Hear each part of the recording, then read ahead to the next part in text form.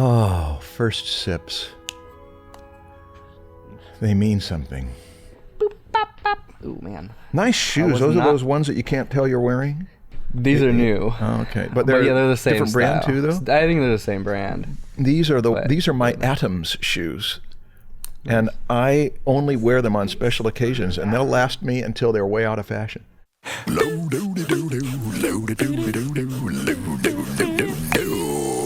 It's the Draftsmen Show.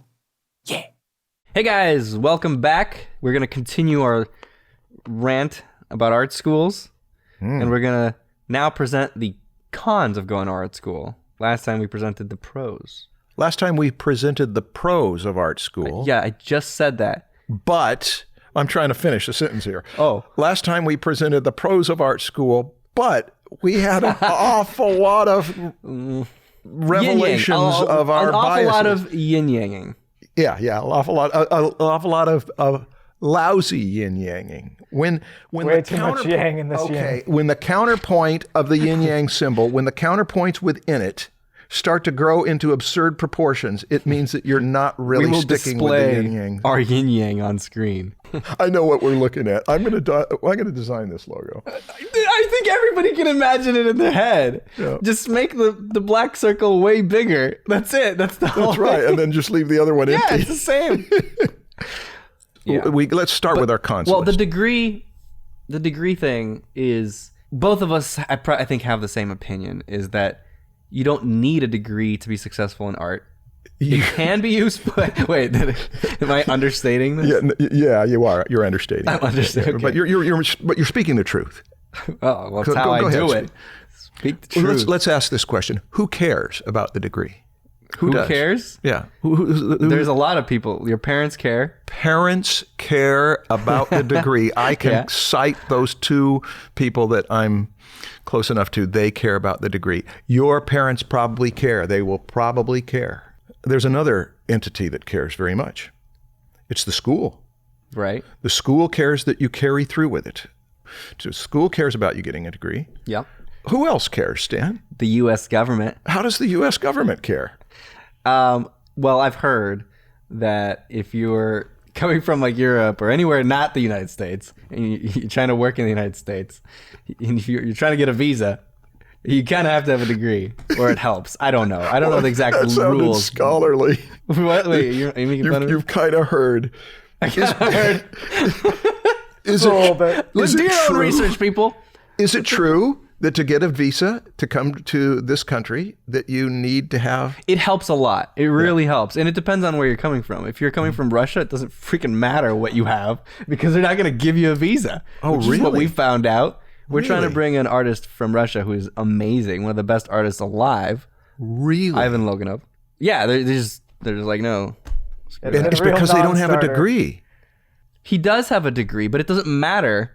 He also has a lot of awards, like official government awards, and like he is a top performing artist, which has a separate visa channel. Like if you are someone of extraordinary skill and talent or something, or extraordinary ability, that like there's another type of visa you can get, and he didn't even qualify for that. Well, this is off topic, but this is interesting. What did he need? I don't know. It got declined without really much detail about why.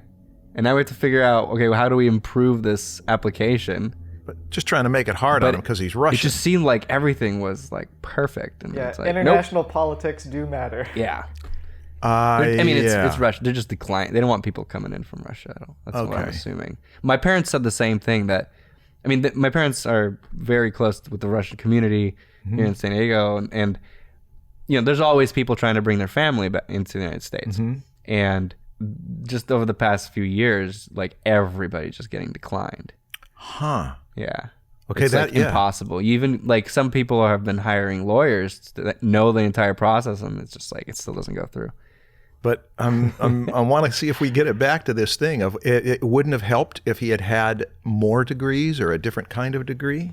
Probably not. That's He's still Ivan, from right? Russia.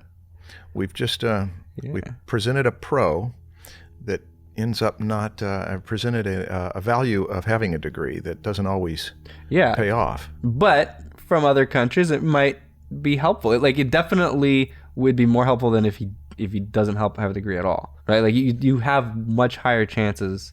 Sometimes I think it might even be required. Yeah.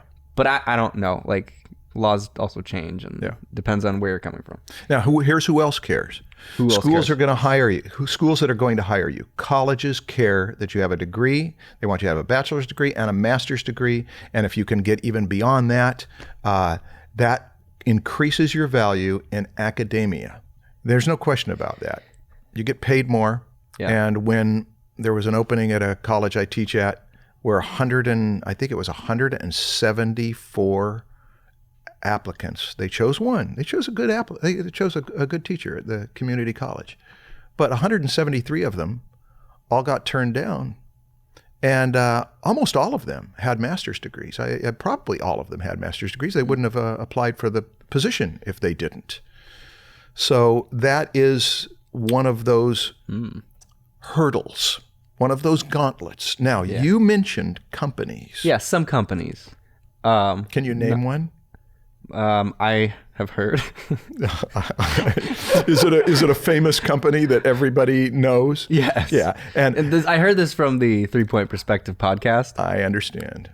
They were talking about it. So yeah, and I'm assuming it's true because they were telling their personal story. It was with IBM. Oh, which IBM, is not an art company. They don't do art, but obviously they hire artists. They have to. I mean, they have advertisements they do, and art is everywhere. Yeah. They have to have some artist positions somewhere, right? Yeah. Product design, whatever. It's a company that has a very corporate culture.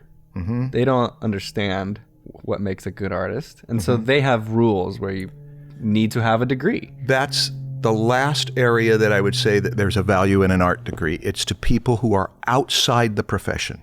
Yeah. Outside the industry. They don't know how it works, and it's a badge. Yeah. And so, see, I earned this badge. Oh, okay, well, you earned that badge, then we'll listen to you. But if you're applying for a job in the art industry, like, a gaming company, they sometimes put degree required, but it might not really actually matter. Because I have too many stories to tell. If you have a portfolio that is by far better, they're not going to decline. It also just depends on if the guy hiring is just a stick. Stan, this is something I know too much about. There might be 100 instances. Oh, perfect. If only you had a podcast to share your knowledge about this. I want to step out of this and then look into it as a critic. And I think we've done pretty badly. And what? Here's why. God, Marshall. We had art school, the value of art school pros, really pros and cons. Okay.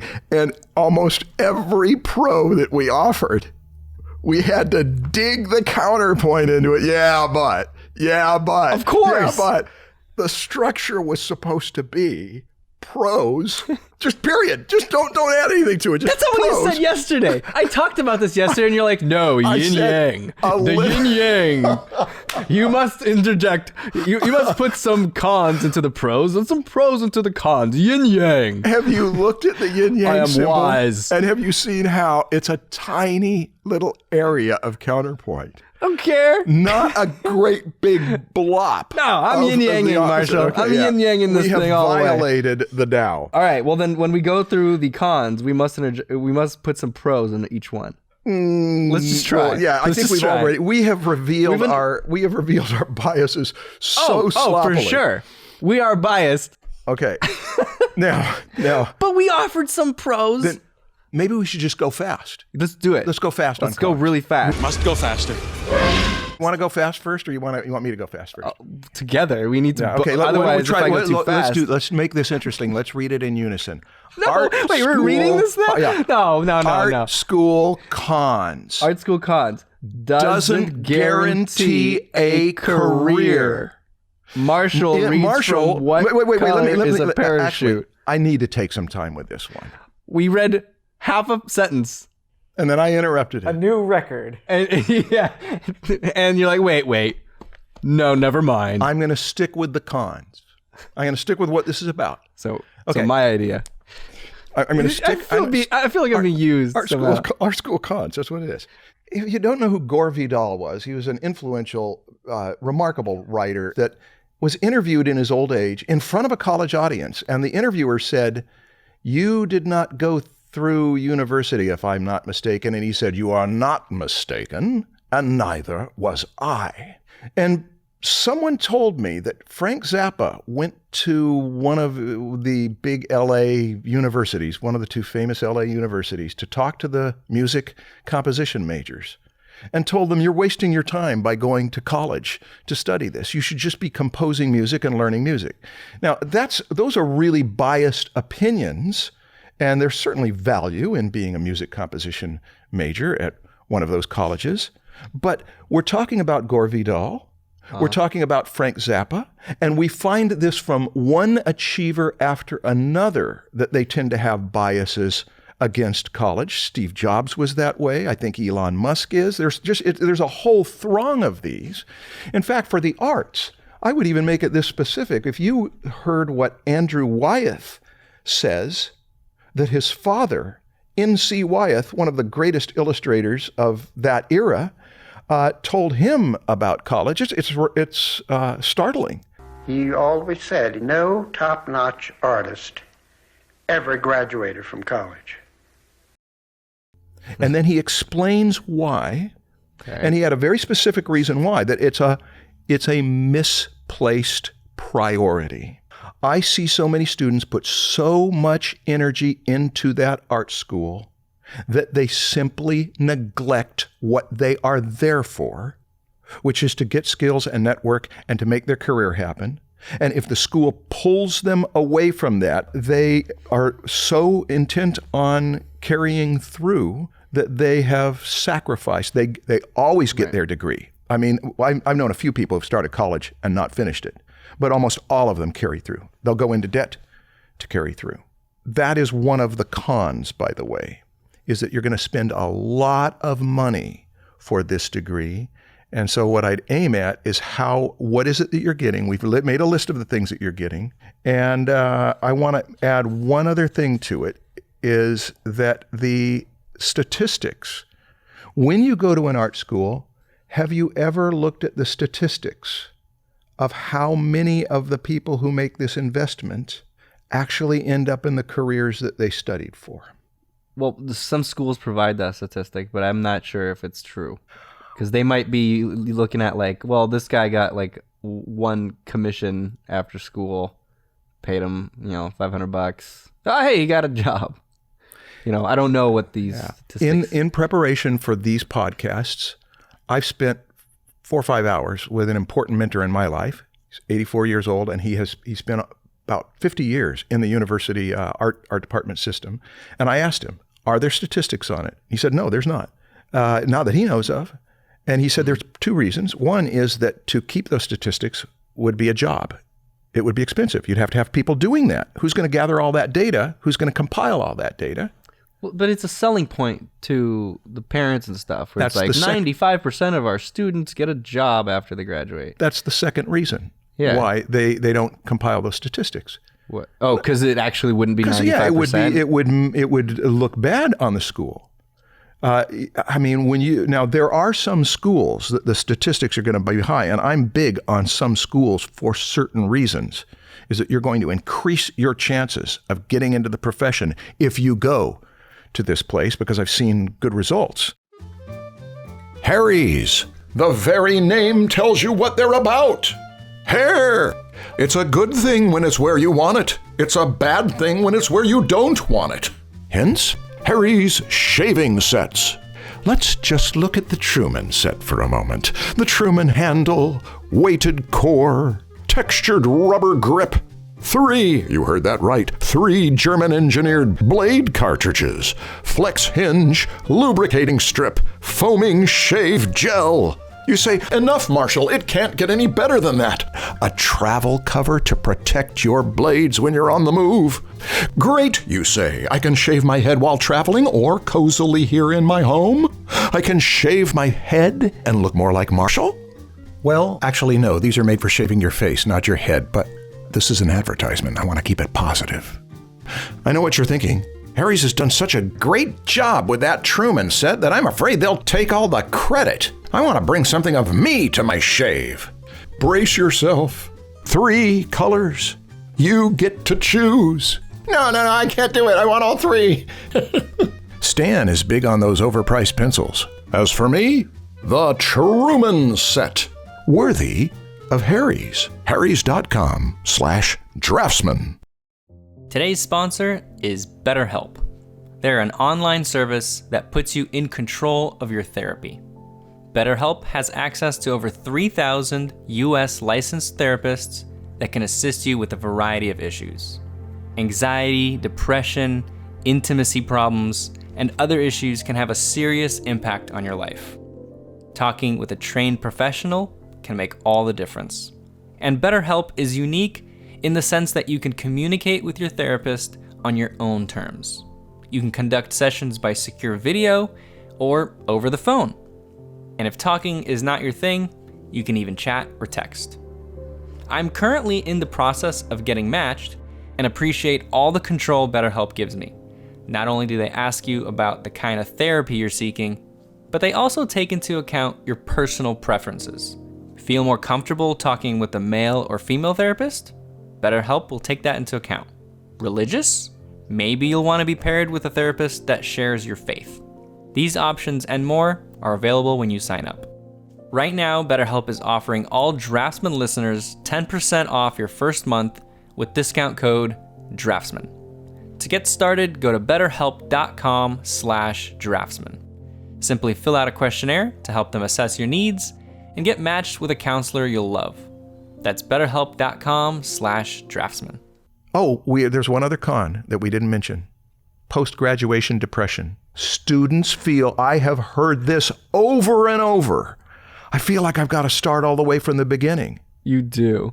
I say, yeah, in a lot of ways, you've got to start all over from the beginning if you did not get what you needed. Yeah. And what Richard says in the "What color is your parachute" thing is exactly it. Is all sorts of things: confusion, discouragement, anger, disappointment, bitterness, just the whole range of emotions, and that can last for quite a long while. Yeah. And I'm close to a good deal of it because I keep in contact with a lot of my students. I'm going to read from Great. the 2002 version. It's the only one I have. Of What Color is Your Parachute. This is the best-selling job hunting book in the world, a practical manual for job hunters and career changers, over 7 million copies in print, all the way back in 2002. Marshall, I'd like to remind you that about 15 minutes ago, you said, let's go through this quick. And you just got to that point. That's number 1 on the list, that you're going to read through this book. I was wrong.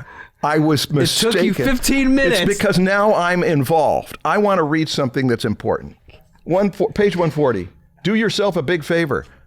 Don't go get a degree because you think that it will guarantee you a job. No, mon ami, it will not. I wish you could see my mail, filled with bitter letters from people who believed such tests as you have just seen, went and got a degree in that field, thought it would be a snap to find a job, but are still unemployed after 2 years.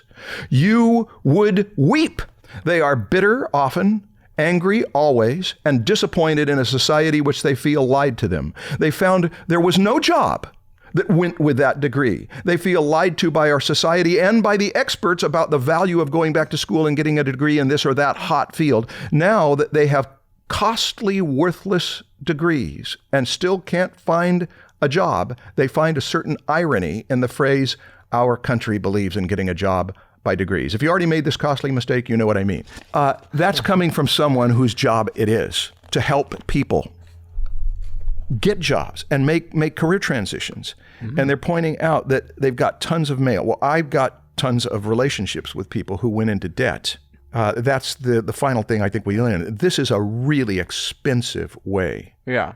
To get the fact that this is someone that helps people find jobs means that this person is all day constantly dealing with the people that are not getting jobs. Yes. So of course they would formulate. That is also a biased opinion. It is a biased opinion. I'm not saying it's wrong. My opinion's a biased opinion. I'm just saying it is kind of like, of course you would. Yeah. But I am not selling a product other than my $4 and $12 products. I'm not selling a product to try to get this. I'm trying to look at it and say, How is it that a person gets into their profession, and going to art school has advantages, but it has disadvantages? And the main one is this: you can pay $250,000 to get a degree in a major art school, and you could get a great deal of what you'd get in that art school for a fraction of that amount of money. And before you make the commitment, you might want to consider whether that is something for you. God. Boy, I know, I preached. Jeez, your biases are just... My bias kind of erupted. Exploding out. Yeah. This is why I am motivated to be here, to say Yeah. if that's going to happen to you, there's a way to keep it from happening. That's why I kept saying you have to be a self-starter even if you go to school, because that whole structure thing that we mentioned as a pro of being in art school, well, people just expect structure to be given to them after art school. Right. Nothing's going to be given to you. You have to get it yourself. You just going through this program, doop, doop, doop, doop, doop, doop, and then you fall off the cliff after, the trail is done. You got to make your own freaking trail. Okay. Even when you're in art school. We have one more section of this particular episode. It's called Advice and Why This Podcast May Help. And I think we should go through that list. We got 1, 2, 3, 4, 5, 6 things on there. I think we should go through them really slowly and take a lot of time and elaborate on each one. Why? What do you think? No. No? Wait, hold on. I'm not done with the cons. Go back. Oh, yeah. Okay, go. Really yeah, back your in. turn. Your turn. I got an idea. Tell me. I know someone who hires artists. He's got a name. Hopefully. He's got a name because you know him and I know him. Oh, you're going to go ahead and say the name. I was thinking they've got non-disclosure stuff. A person cannot speak for the company publicly. That same company that works for, I went for a walk 2 weeks ago with a person who's an animator there. Well, you're giving away the location. I told him he's a regular listener to this podcast, and I told him we were going to do this. I told him that we were going to do an art school as project, and I wanted to know on his team of 13 people, how many of them have degrees and how many of them don't. More than half of them didn't. This is another person who works at that company that... Oh. Yeah.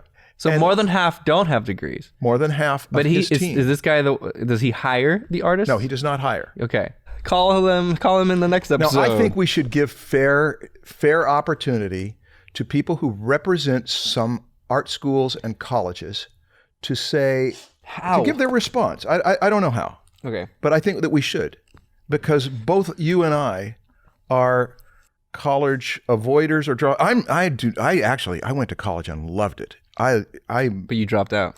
I dropped. I didn't finish. I didn't ever carry through with a degree. I got my nice way of putting it. I don't mind being called a college dropout, but I have lived most of my life in college classes, and I love being there. And what Andrew Wyeth said, I understand why he said it about you're spending time in a classroom instead of doing the things that you need to do. But that's the whole thing. Is some classes are very designed to bring out your best work and to go out into the field and do what Andrew Wyeth was talking about. Okay. Marshall, this next section is about advice. For who? For students who are considering whether they should go to college or not. If you're going to go or not go, here's one bit of advice. Either way. Either way. Start cheap. Start cheap. Yes. Why? What if you have a shitload of money? Well... That's one of our later things. It's the next one. If your parents can pay, go. Go to art school? Yeah. Why? You're asking me. And when you're asking me, you mean you want me to answer. And if I answer, so if your parents can pay, it is better to go? Depends. Well, that implies that the only con of going to art school is that it's expensive. Okay. There's other cons. So do you want me to answer this question and go off on another one of Very those? quickly. Okay. Start cheap. What do you mean by go? First start with start cheap. Yeah. Start with the internet and with community colleges. Community colleges, whatever their reputations, Community colleges are inexpensive. And in fact, the community college at which I teach, now I think that if you're right out of high school, you get it for free. That's what I've been told in this last couple of weeks. They, instead of $160 for class, you get your education for free there. Now, here's my advice. Go ahead. Forget what Marshall just said and start with the best school in your area. Maybe the cheapest one first. The cheapest one might suck.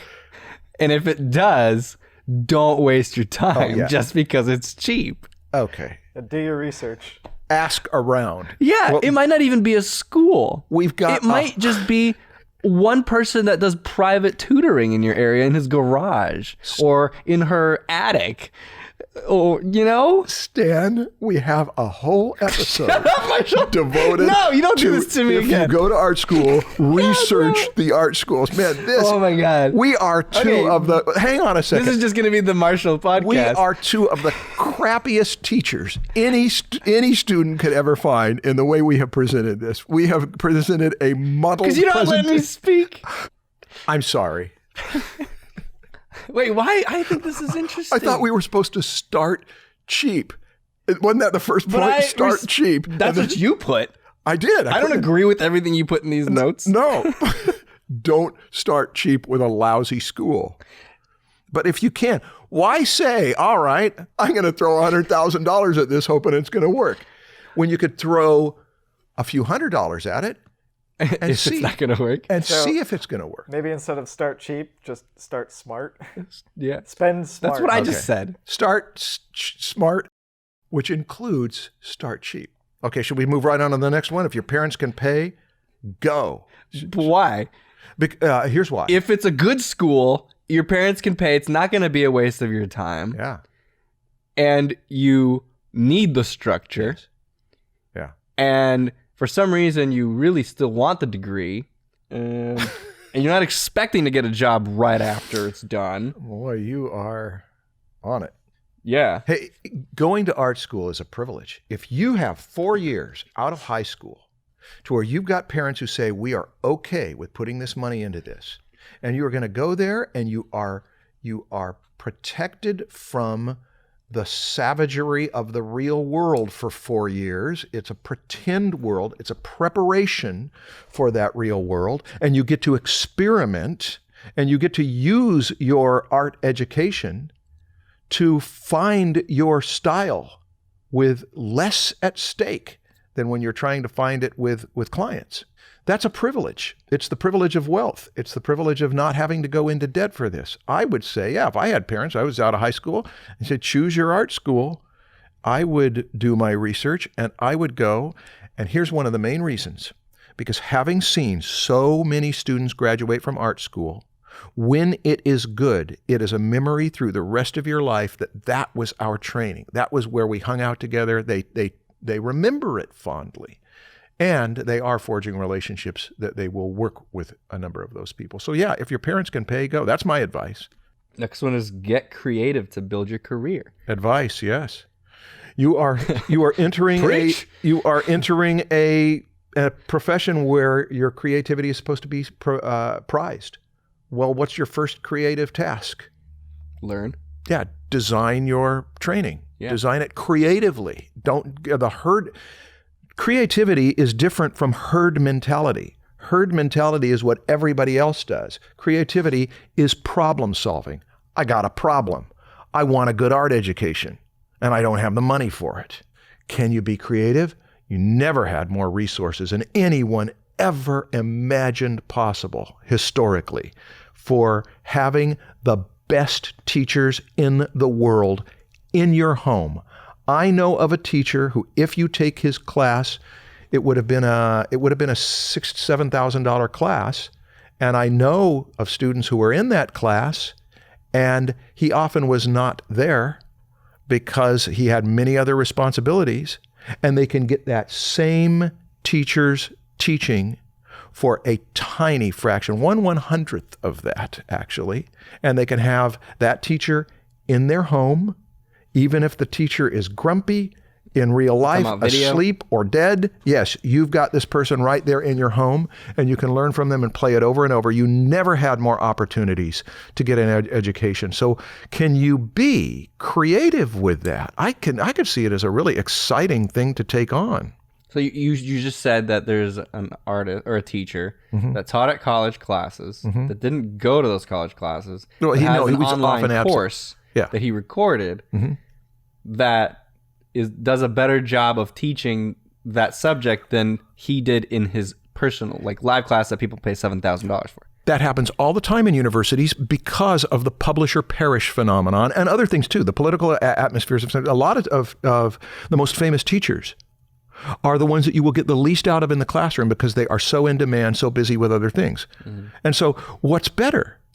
To say I actually took a class with the celebrity teacher and paid $8,000 for it, or I got their best teaching that was canned and my friends and I hung around and studied from it together. Yeah. That's getting creative. But that's actually what our next several podcasts are going to be, is encouragements for you to be creative with these specific things. And instructions for how to recreate art school. Yeah. When you're not going to go to art school. Hey, I got an idea. Yeah. You're never going to guess this one. If you want advice about how to get your art education, go to professionals and ask them, how would you advise I do it? Ask them how they did it. Ask them, now that the world is different from when you did it, how would you do it? And get a smattering of them. In fact, you have done that. You've gone to the advice from pros more than once and put it in there. I thought that what William Stout said in your Comic-Con interviews was some of the most stuff I'd never heard anybody say before, but there was just such sound advice about contracts. Also, his pointing out one of the great things about his art school, which is that if you did it for money, if you did a job for money, it could count as credit for that school. How did you start making a living as an artist? When I was in art school, they had a job bulletin board. Art jobs would be posted on that bulletin board. One day, there was a posting. It said we're having a contest. We were looking for an artist to paint the first cover for a new pulp magazine called Coven 13. It was stories about witchcraft, supernatural, vampires, werewolves. Well, that's right up my alley. So I submitted 3 pieces, and one of them won. And when I went to deliver the cover to the editor, I asked him, what are you doing for interior illustrations? And he said, oh, the art director's doing those. I said, can I see them? And he showed them to me. They were horrible. I said, how about if I do the interior illustrations as well? They had a great policy at my art school in the illustration department, which was if you got any real jobs on the outside, you could turn them in lieu of your homework. So my last 2 years of art school, almost everything I was turning in was real jobs. So it made that transition from school, academia to the real world almost seamless. And in the beginning, I took almost any job that came along. I did that with a couple students this last semester. They had commissions, and we managed to fit them into the context of this class. They did some of the best work in the class, and it was great to know, oh, you got paid $200 for that. Oh, you got paid $300 for that. And to work that out so that you're doing the real world stuff and getting your credit for it since you're in the class anyway, why not? If you've got a professional who has no vested interest in you at all to make money from you, and you ask them what their opinion is, that's the place I would send students. And then compile it. If everybody says stuff different, then see what they have in common, and then you start to see there's a pool of knowledge there. Yeah. Now, I want to recommend one particular pro that you go to because he wrote an entire book about how he became a top-notch movie director, and it's Robert Rodriguez, and the book he wrote is Rebel Without a Crew, and it's how he became an A-list movie director from being a poor boy in Texas, and he did it for very little money. He sold his body to a medical research institute so that they could experiment with drugs on him so that he could get the money that he needed to buy the 35 millimeter film to shoot his movie. And while he was quarantined in there, he wrote his script. And this is not a memoir. This is his diary that he wrote so that you get to actually live the day at a time as he's going through it. Rebel Without a Crew is a great inspiration for students. I recommend to you before you go to art school, read that book. I read it in my 40s. I wish it had existed when I was 18 or 19. But I had a little of him in me anyway. I felt like if I'd read that book, I would have had more in me. This is a guy who does not get used by institutions. He uses institutions. He used his local college to have access to their equipment. He did it in a way that I think is a great model for creative young people who say, I'm going to take charge. Nobody makes you go to school once you're out of high school. If you go to school, it's your responsibility. Well, if you take the responsibility, you say, I want to see how creative going to be. Robert Rodriguez is very inspiring that way. You recommended him last season. Did I? I've forgotten that I did. But now if it's twice, you know it's good. Well, Stan, every class that I teach, when students take multiple classes from me, they start to get a little weary of, now he's going to make the Robert Rodriguez Rebel Without a Crew book pitch, and that I'm supposed to read it, and I still haven't read it. You haven't read it? No. The students will feel guilty that they still haven't. Like, wait. But one student told me, even between the semesters here, that she started to read it and could see why the fuss. Yeah. We got through it, Marshall. That's the end. I just can't believe it took that long. I feel guilty. If this is episode 2, that means that we were planning on 1 and 2 to be one episode, and we ended up splitting it. Yeah. It was all good stuff. I think we did a good job, Marshall. So join us for the next several episodes where we will give you advice on how to recreate art school, all the different elements we talked about, and then at the end, we're going to give you advice if you decide to go to art school anyway. Yeah. Yeah. We're going to do that. Thank you for listening. Yes, thank you. Please go to YouTube and subscribe to the Draftsmen podcast channel, the new YouTube channel. And even if you're just listening, just go subscribe to the YouTube channel anyway. Yeah, do it. Now, where do we go from here? I'm feeling awkward. We just keep going. Drag it on. The more awkward you make it, the more selling power it has. Go to TikTok and follow me. Are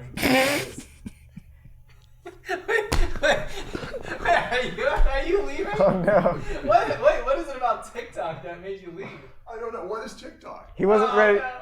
Marshall wasn't ready to unveil his TikTok profile yet. What is TikTok? TikTok is a real social network. Oh, I didn't know that. Did you think I was joking? I didn't know it's like stop and go. There used to be these convenience stores instead of 7-Eleven that were stop and go, and they stopped making them. So I'm.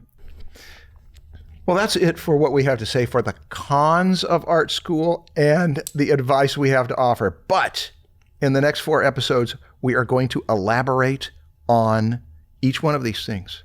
Well, knowledge and structure. Go ahead. 3 of them are going to be advice. No. 3 of them are going to be about helping you recreate art school. Yes. If you're not going to art school. That's exactly what they are. And one of them is going to be advice for those that go to art school. Season 2, Art School as Project. Dan, you and I are the Laurel and Hardy of art instructors. Cool. Don't know who that is. Oh, you don't know who too they are? young. I'm sorry. Yeah, they try to move a apologize. piano and all sorts of terrible things happen, and it's When uncoordinated. did this happen? This was way before either of us were born. Yeah, Okay. they died before you were born. So Are they as famous as like Mozart or Michelangelo? Because if they're not, I don't know them. just spare this misery. Just spare this misery. Just kill me now. Charlie, stop the video. Kill me now. See you next time. Bye.